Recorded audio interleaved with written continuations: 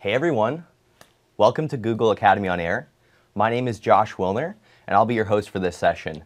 I'm a part of the agency team here at Google headquarters in Mountain View, California, and I'm really glad you've joined today. We're having a really timely discussion on macroeconomic trends within mobile and tech, as well as how those trends are resulting in changes in consumer behavior. Lastly, a part of this session, I want to give you some real actionable things to take away to see how your business can act and adapt to these trends, because it's increasingly important that you stay ahead of the curve.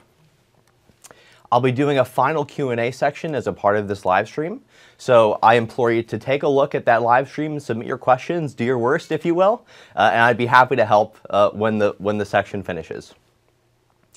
So, as I said, the main topic here for today's discussion is mobile and the changes in mobile. What I want to cover firstly is the macro changes that are happening in the marketplace, and there's a couple components to these changes that I want to go through in a little bit more detail. Overall, people are spending more on devices really than ever before. Time-wise, people are collecting Internet of Things devices, connected devices in terms of a smartphone. Even some cars nowadays can be considered smart devices. By 2020, there's going to be roughly 200 billion connected objects in the world, about 26 smart devices per person. What's really big here is that this is up from 2 billion in 2006.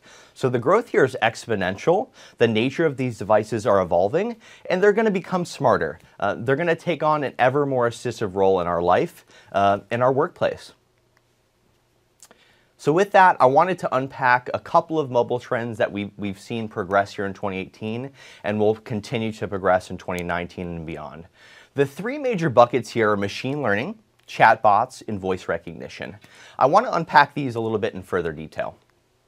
It's important to know as well that these kind of macro trends in the marketplace aren't only relevant from a marketing sense, but think of these as being relevant from an overall business standpoint. These are influences that are shaping business processes in the way that we as consumers live our daily life. So the first is machine learning, really the science of making things smarter than they've ever been before. You may remember from the first episode of Academy on Air when we took a deep dive into really overall machine learning. I would implore you guys to take a look at that for further detail. But what Google is doing is really applying 2 decades of experience within machine learning to get a better understanding of consumer behavior and really incorporating this technology into not only a suite of marketing and optimization and measurement tools, but into hardware and our software alike. So outside of our Google and marketing efforts, it's really, again, being used to evaluate and analyze baseline data like we've never seen before to change the world. Cars, manufacturing, again, business processes are being changed because of this technology. The second bucket is chatbots. So I'm sure you guys have had experiences with chatbots before. It's something that I've been familiar with as well from a customer service standpoint. Some really impactful trends happening here in terms of the percentage of businesses that expect to be using some kind of chatbot by 2020. That's 80% of businesses off of basically the market demand of 55% of consumers want to use messaging apps to interact with their businesses. So chatbots are going to become an increasingly kind of integral mainstay that a consumer is going to begin to expect to smooth that customer experience and really to provide overall value in the marketplace. Thirdly and lastly, in terms of a big trend, and this is a big one, I'm personally very excited about this, voice recognition and the developing kind of marketplace in voice search. This is really the Wild West. This is a new way of interacting with hardware and software, and users are shifting from actually typing on devices into speaking with them. So, how many of the people in the audience have a Google Home or, speak into their smartphone on a daily basis? Obviously, probably most everyone here. So think about how that changes the way you play your favorite music, check the status of a flight, purchase mundane things like a paper towel. So, one of the real major white spaces in the marketplace today is for large brands, particularly enterprise, but small brands can take advantage as well. Large brands that really are trying to identify what their true brand voice is. And we see marketers speak all the time of trying to identify and really focus on a brand voice. this is actually that synthesizing in technology. So entire agencies are beginning to grow and to initiate off of this trend to help some of these enterprise level businesses really identify what their voice is to reach their customer in the right way.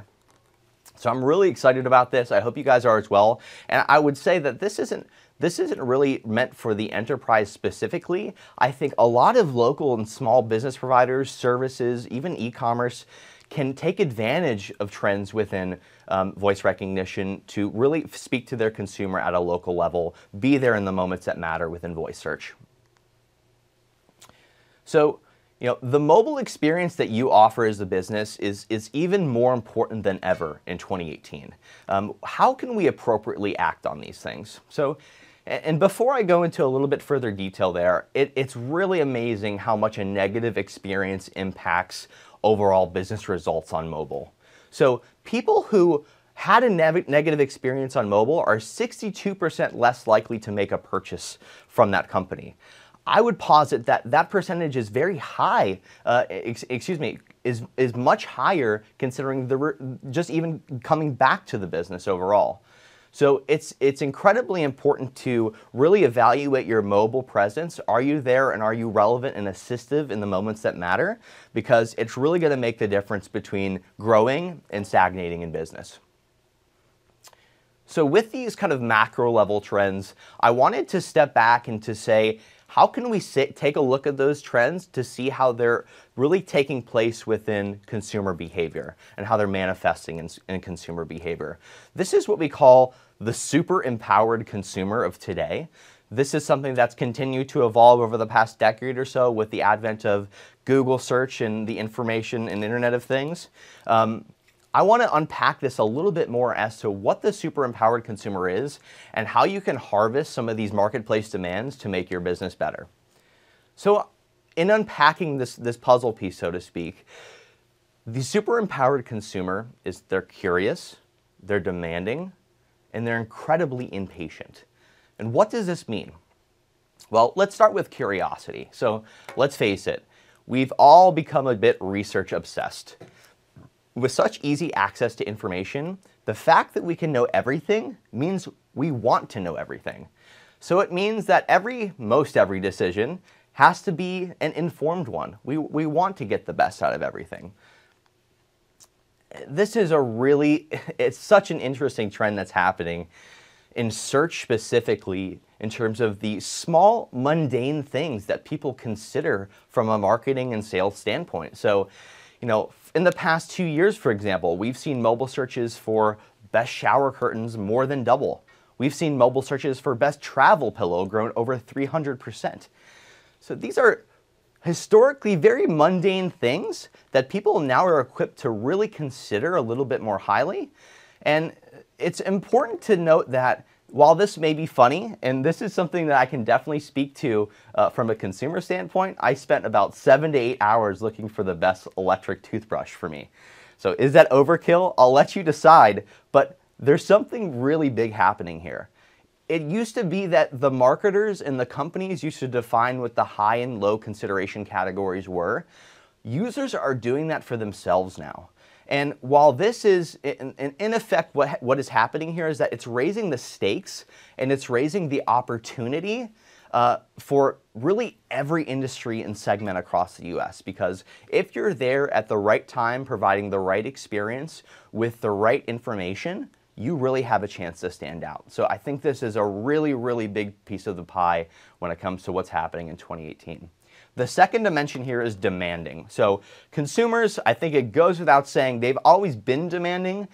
They're even more so today. Because they're equipped with information, consumers expect companies to be equipped with how to serve them and when, and exactly what medium. So we really need to be very thoughtful in terms of our marketing, sales, and overall business processes to align what we're doing as a company to cater to that. Really interesting as well off of that fact is more and more people aren't even bothering to type near me anymore. And you have Google to thank partly because of this. we've become so advanced in our organic search algorithm that when people are doing a local search, they expect us to know what we're talking about, and they expect companies to serve them relevant advertising and results that cater to that. They shouldn't really need to know where they're at in terms of to get a relevant listing. Off of that, there's been an 85% increase in mobile searches for where to buy product. So not only are they not including the near me terms, but they're basically assuming that you know the top products in the area, and by you we mean Google. Google knows the top products in the area. They know exactly where they are, what time of day it is, and what their intentions are. So frankly, consumers are a little presumptuous today, but that's the job that we have at Google to make that experience as good as possible. They're incredibly impatient, the consumers of today. Today's consumers are willing to invest their time researching the little things, like umbrellas or shower curtains, but in each micro moment, when they're ready to go, they want to act now. So whatever experience you have needs to be fast and frictionless, particularly on mobile. Another very interesting trend off of that, there's been a 2x increase in same-day shopping searches, 150% increase in travel searches for today and tonight, and 3x increase in open now searches. The consumer is ready to get what they need at the moment they need it, and you as a business need to be able to act accordingly and satisfy those marketplace demands. So those were kind of the three dimensions that we're seeing in terms of a consumer behavior shift. We're really trying to, as businesses and as agency partners, trying to understand how these trends are implicated in what we do from a strategic standpoint. So we really have heightened expectations for every single experience that people have with our brands, and consumers expect to be assisted everywhere. The implication is clear here. Every brand has to reorient around these consumer needs to be more assistive across the entire consumer experience. And I really do want to stress this. These trends and these consumer needs are not just a product or a marketing challenge, they're a business priority. And I really would love to kind of frame the rest of this presentation with that fact. And I want to give you a few things that you can do to take away from an agency standpoint or an advertiser standpoint to really make what you're doing effective. So I want to go through 4 sections of how you can really take action now. With the new year, everyone's trying to get ahead of the curve, and that's why I said this speech is a little timely today. Given the new year, I want to get you off started right. So, number 1, how can you take action now? Well, the first thing is create ads that appeal to mobile users. So, I think it goes without saying from a practitioner standpoint in search engine marketing, we need to align our ad copy as well as possible when we're trying to reach mobile users. So things like tying creatives to your ad groups and keywords are commonplace, but they're often missed and overlooked. So I really implore you to take a second look at how you're aligning your creative to your keyword targeting to ensure you're really giving the best possible experience at the best possible time for your consumer. So number 1 here, another best practice, it goes without saying, have a call to action that's clear, that's concise. The user will understand the next step that they need to take, and really iterate that throughout your ad copy.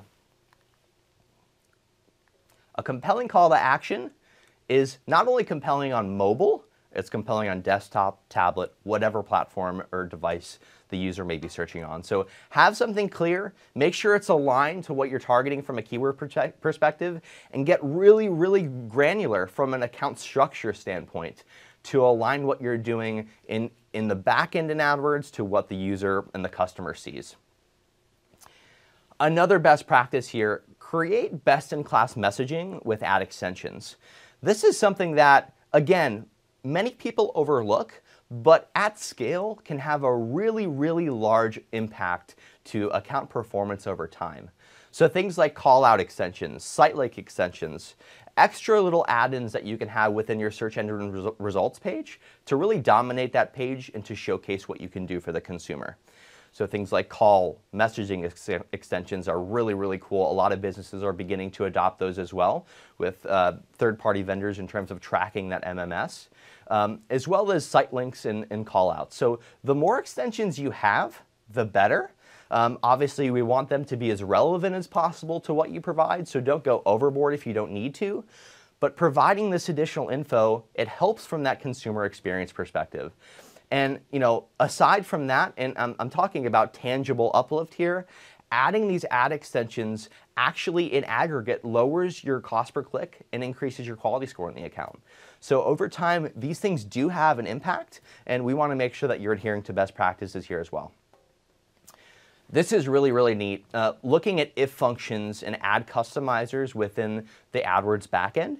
So you may be familiar with keyword insertion in the headlines that's been available for years and years. This is another kind of little customizer that you can do to really say, hey, if our consumer's on mobile, we want to make sure that we serve them mobile-specific ad creative. We want to speak, again, as closely as possible to those consumers to fit their needs. And you could do this very simply in terms of just simply placing a formula in your ads at scale and making sure that you speak as good as possible to that user. Historically, some people have taken account structures and they've kind of chopped up campaigns from mobile to desktop to tablet. That really isn't necessary anymore, and I would posit that incremental efficiencies can be gained from not adopting that approach, from going to this approach and having kind of an all-device campaign, which I believe is the norm now. So look at ad customizers as a way to really customize your creative at the ad level. Really can highlight any calls to action or offers that work particularly well on mobile. Testing and iterating ad creative it goes without saying, having great creative that's been optimized over time is really the key to success in terms of driving incremental efficiency in the account. So number one, a couple tips here. Let's be organized. Let's use AdWords labels in a really prudent way to document what you're doing from a testing standpoint. And really, set some metrics and set some baselines and timelines for review of these metrics, particularly clicks, conversions, click-through rate as well. But it's really, really important here, and I can't stress this enough in terms of testing your ad copy today. With the AdWords backend that we have in terms of it optimizing for conversions over time, it's incredibly important to have enough ads within each ad group to let that backend and let that algorithm do its magic, so to speak. So having at least 3 expanded text ads per ad group is going to give that enough kind of back-end data for it to optimize correctly, but we would even recommend upwards of 5 to 6. So what's going to happen over time is that you're going to start to see some ads stop receiving some sizable chunks of impressions and clicks, and when you start seeing that happen, you're going to know that it starts to phase out, and it may be time to either delete or pause that ad and maybe create a new one. So it's fine to have a lot of different ads running. The way that the AdWords platform works today, it's advanced and it knows which ad to serve which user to really promote that conversion. So I would implore you to take these steps to kind of make your creative more effective. I'm extremely passionate about this in terms of remarketing and customer match. I serve as the audience product lead on the West Coast for this product, and it's something that, to be frank with you, is one of the largest things that you can do within an AdWords account to lever performance up. Remarketing in particular is increasingly important to follow each user across their journey.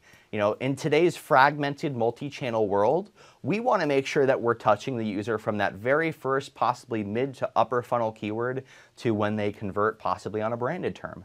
So we want to make sure that we're following them across that journey in a brand-friendly way and capitalizing on that traffic. Another really, really great product in terms of a remarketing focus is RLSA, or Remarketing List for Search Ads. If you aren't using RLSA, I really implore you to take a look at it in our Help Center. Basically, it's a segmentation mechanism that you can use within your existing search campaigns to make them more efficient and more profitable, by maximizing that high opportunity, high converting traffic that's been to your website before. So if someone's touched your business before, we want to make sure that if they search for a different keyword that's related or a branded term or whatever it may be, we want to make sure that we're maximizing our presence there in the SERP to yield that conversion, yield that end sale. So, mobile users shift from one device to another, utilizing remarketing, customer match lists, RLSA, like I told you about, is going to help you keep tabs on that consumer and maximize the performance from that audience. Thirdly, looking at great mobile site and app experiences. I'm incredibly passionate about this as well. It is something that is really a mainstay in today's marketplace. It goes without saying, you need to have a seamless, frictionless mobile and app experience. You guys may remember that back in April, we made some organic search algorithm updates that looked at rankings for certain pages. And if they were mobile friendly, we decided to give them a little boost, thinking that this is going to be best for the end user. We also made some algorithm updates, I believe this past July, from a page speed perspective. So again, just highlighting the fact that if your page speed, if your website experience is not up to par, it's really going to not bode well in the future for some of these businesses. Consumer experience is important, so really rely on that responsive, predictive, and customer first and customer-centric design as your North Star here. From an AdWords perspective, SEM-wise, so there may be a lot of clients from an agency perspective or advertisers that really just don't want to invest in a whole mobile site yet. So luckily, they have options. They can look at M-sites or mobile site links as an efficient way for them to kind of speed that website visit, speed that conversion, and reduce some of that friction. They can even look at AMP pages for SEM use as well. So I would implore you to take a look at these options if your customer or your advertiser really isn't up to speed or they're not ready to invest in an entirely new responsive site yet. And of course, you can actually input these links at scale within the platform to make sure your ads go to the right place and have a great experience. Again, don't disappoint people. Let's make people happy with their experience with your business. And today, the bar's been raised just slightly, and we need to keep pace there. What goes along with that is we need to really monitor and measure our site speed regularly. We have some resources from a free Google perspective, including Test My Site and Page Speed Insights that we can take a look at to see, what is the load time of our page in seconds on overall average 4G network speed. And then what percentage of users you're losing possibly due to the site of your speed, and then some vertical benchmarks in terms of how does your site compare to industry leaders? Is there work that needs to be done? And if you're an advertiser, I would consider consulting with your agency, and if you're an agency, getting ahead of the curve here for your clients is prudent. No matter how good your ads are, I can have the best optimized account that's running on the best kind of forefront of efficiency. If your website has a poor speed, it's not going to perform well. Conversion rates are going to suffer. People aren't going to buy from your business. So all that investment that you do in terms of setting up a brand new account and even creating a website, let's make sure that we're doing it the right way so that it performs accordingly. Measurement of mobile interactions.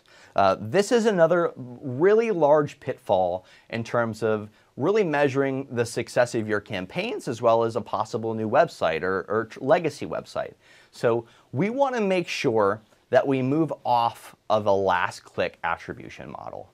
This is something I'm a huge advocate for because simply we want to have a holistic view of what's happening in our campaigns and through different channels.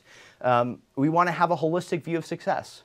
So it's as simple as saying, a movie was just nominated for a Grammy, but we just thank the director, the lead actor and the roadies and the supporting cast and everyone that went to really drive that success wasn't included. And that's not fair. We all want everyone to have a Grammy, right? So it's the same thing from an AdWords and SEM perspective. We want to make sure that throughout the touch points in the consumer journey, we're continuing to track those and give appropriate credit for those interactions as well. Last click only assigns credit to the final touch point. We don't fully understand the impact of the other interactions that may have happened. So I think it's prudent to at least change your attribution model now to see what the impact in the account has. And it does lead to actually a performance uplift, it actually does lead to a performance uplift when you're looking at the marginal opportunity here. So it's possible that we were under optimizing on terms in the mid to upper funnel that are providing and assisting in that lower funnel success. So being able to say, hey, this generic keyword that starts really firstly in the consumer journey, this keyword 7 out of 10 times leads to an end sale. Well, we could be possibly under optimizing on that term and under investing. And that's where the real gains are, because from the lower funnel, there's going to be a limited and finite amount of traffic there. So for the people that are really looking to grow in 2018, 2019, I would suggest switching this model and seeing kind of that efficiency take place. Really interesting here in terms of accounting for mobile conversions. And I see I believe we're missing a bar on that left side there for same device conversions. So the conversions that usually are being measured can be a plethora of things. They can be calls from ads, they can be in-store conversions, they can be mobile app conversions. But a lot of advertisers now are only tracking a percentage of the total conversions that occur on mobile. Why is this? Well, oftentimes they're not using the right tracking pixel. Oftentimes they're not opted into call tracking or in-store conversion tracking. So there could be a piece of the pie here that we're missing that can give you that many more inputs in terms of account optimization and efficiency, if that makes sense. So we really want to get a total sense, not only from an attribution perspective, but we want an aggregate conversion perspective. We want to measure everything that's happening. Mobile interactions lead to offline actions. Some estimates can be helpful, and some assumptions can be helpful as measurement improves. The big piece of the puzzle here, especially for SMBs, has been, hey, I'm not a large enough advertiser. I don't have enough stores to track in-store conversions yet through Google. Dutifully noted there, we're working on that from a product perspective. In the meantime, there's a lot of things that you can do from kind of tracking coupon codes or referral codes or having a special offer to kind of help bridge the gap there and get a little bit of a better estimate on what's happening at a local level. So just to kind of recap here, if you're not already tracking all these conversions and they're relevant to your business, I would really suggest you consult, what you're doing from a marketing perspective or an agency perspective to see how you can fill these gaps. So obviously it goes without saying, we want to have cross-device conversions attributed such. We want to make sure that we're using the AdWords conversion tracking pixel because it can track those cross-device conversions, calls, messages if you have a third-party tool, store visits, in-store purchases, and the like. So make sure that we're covering these gaps so we can make sure to have all that information in the platform to optimize to. We all know that the more data, the better. This is a data-driven world, and that's what I'm about. And you can update your strategy based on those interactions that you measure. So we would just want to make sure that we're off of a last click model and we're tracking as many conversions as possible. And then lastly, what can we do from an efficiency and bid perspective to drive that profitable traffic as much as possible? So this is something that's really developed here on the Google front in the past, I would say, half a decade here. There are now over 70 million signals that are processed within the blink of an eye in terms of Google's bidding algorithms. That is definitely more than I or any human can process within AdWords, no matter how often you're manually updating bids. By allowing machine learning and testing machine learning to automate your bids, you free up more time to dedicate and provide those high-level strategic and impactful insights for your clients.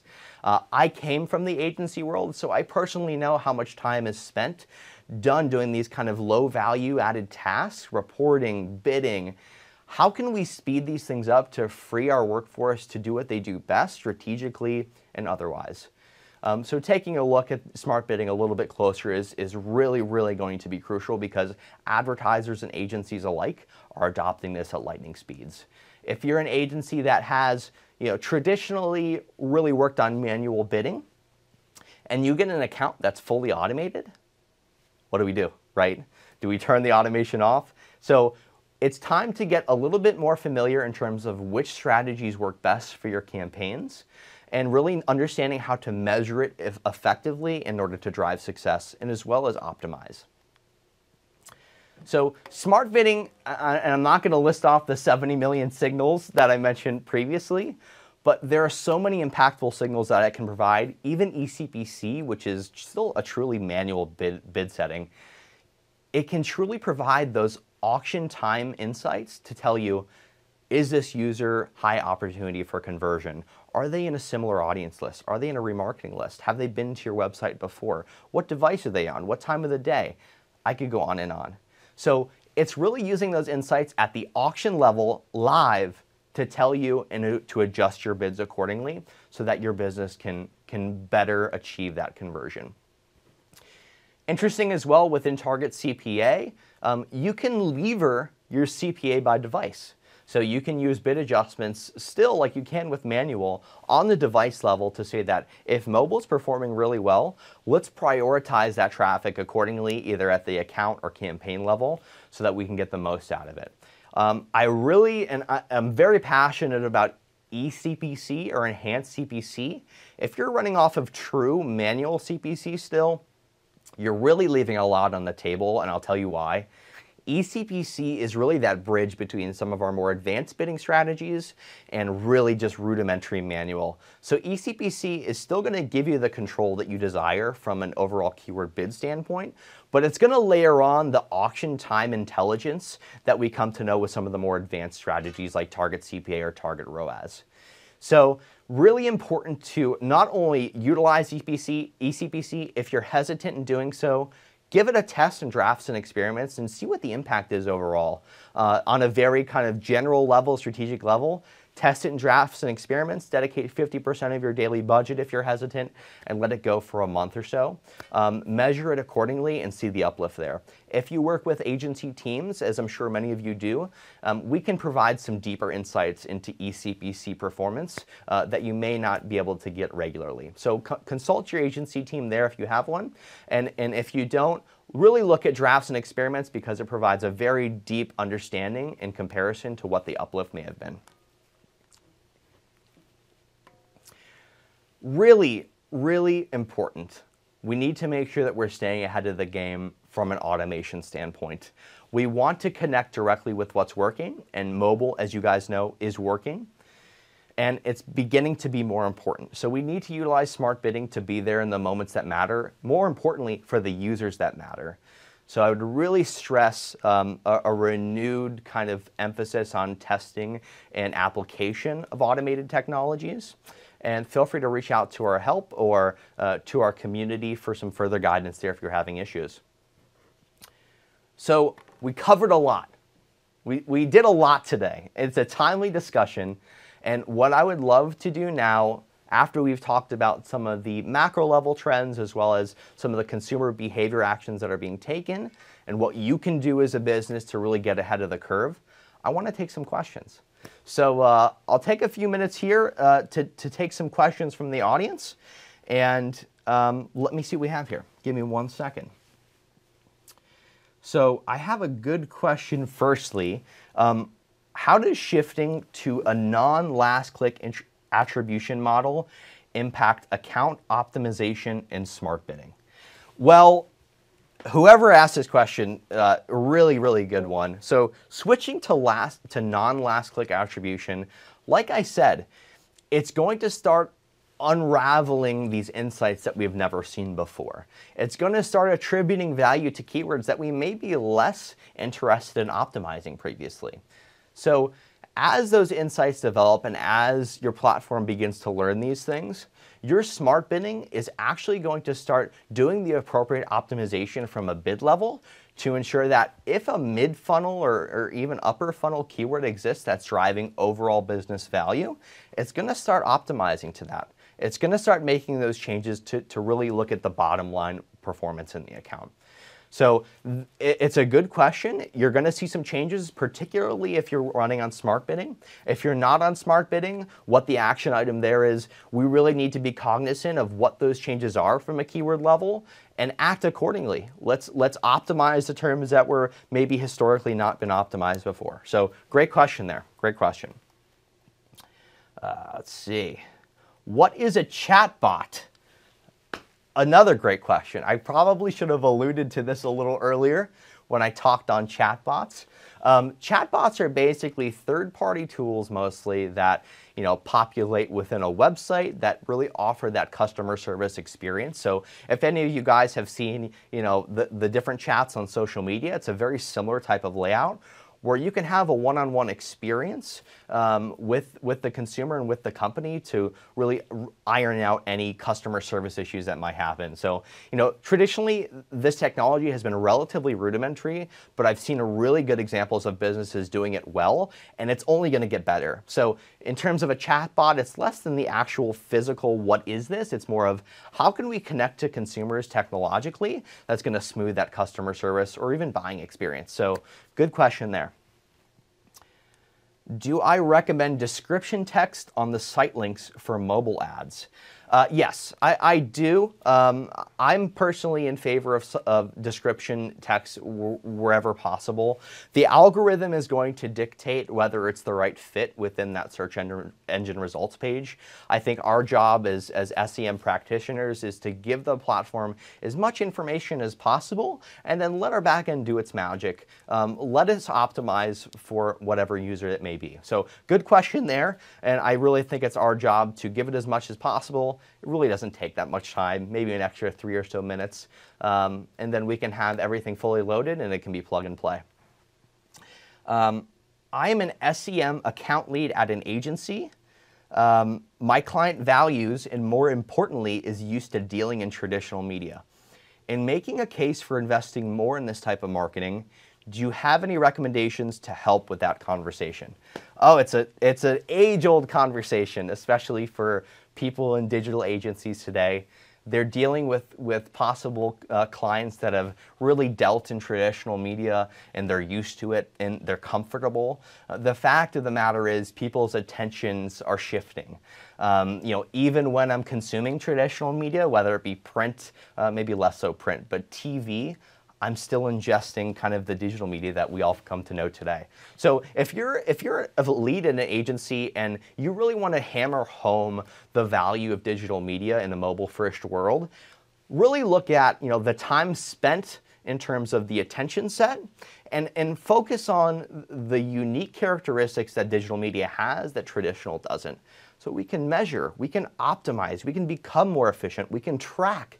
It can provide marketing insights that's going to inform everything you do company-wide. So there's a lot to be gained from digital media in terms of that and the value adds that it has over traditional. The last things I would say there is really look at the time spent in media. I was reading a couple weeks ago, I believe it was the eMarketer's report on the time spent. It's now really 50-50 in terms of that consumer mindset. So we need to align our budgets accordingly if we're going to act on that marketplace demand. So that's a really good question and very timely as well.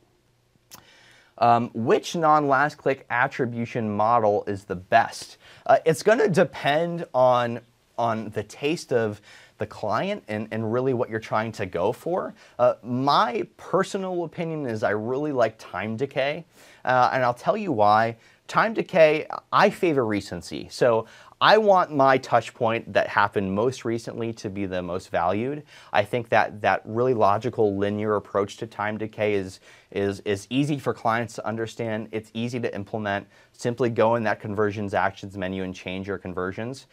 I would recommend time decay as your non-last click model that you go to if you're not eligible for data-driven attribution. I'm sure there's a lot of materials on data-driven attribution, and this is something that can and will be covered in future sessions, I'm sure, but it's basically really taking a really deep dive into what each touch point provided in terms of that end customer journey. We could take up an hour talking about data-driven. So data-driven is something that is available in certain accounts if there's enough data. So check with your agency, check with your marketing chief to see if you're eligible there. That's what I would recommend firstly, and if not, I would go to that time decay setting. Let's see if there's a couple others here. Is it possible to see how users are utilizing different devices as they interact with my business or website? Yes, it is possible to do that. We want to make sure that we're using the AdWords conversion tracking pixel so that we can see cross-device chiefly. And then secondly, there's some built-in reports within the platform itself to really build out the consumer path from a device perspective and what devices are assisting when. So if you go into the AdWords settings and you'll see attribution, you should see some device level attribution in there as well. So again, you could see the paths, you could see kind of the aggregate number of conversions that are associated with different devices. And in that same menu, I would also implore you guys to take a look at the differences in attribution models may have from a last click to a non-last click measurement. So that's a good question as well. We do have that built out. Let's take a couple more. I think we have just enough time for a couple more. Bear with me here.